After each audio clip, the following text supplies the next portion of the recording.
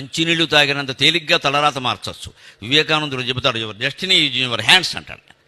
నీ తలరాత నీ చేతుల్లో ఉందయ్యా అంటాడు. మనకు ఆ మాటలు నచ్చవు. అంతా ముందే రాసేశారు, అంతా ముందే అయిపోయింది, మనం ఏమనుకున్నా ఏమవ్వదు, ఏది జరగాలి. ఇది చాలా సుఖంగా ఉంటుంది మనిషికి. ఎందుకంటే చేతకాని వెళ్ళ కూర్చోవచ్చు దద్దమ్మలాగా కాళ్ళు చాపేసి. ముక్కోటి ఏకాదశి నాడు దర్శనం చేసుకుంటే సరిపోతుంది, అంతే, ఇంకేవక్కర్లా.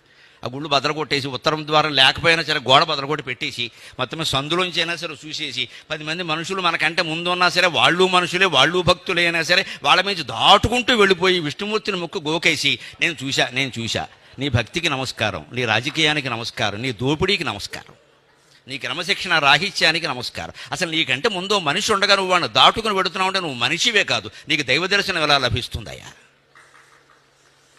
ముందున్నాడు కదండి, వాడు మనిషే కదండి, వాడికి 2 కాళ్ళు ఉన్నాయి కదా, వాడు దాటుకుని ఎలా పెడతావు? నువ్వు నీ పలుకుబడి ఉపయోగిస్తావు, అక్కడ నీకోసం ద్వారం బదలు కొట్టిస్తావు. ఈ ప్రవృత్తిలో మార్పు రావాలి.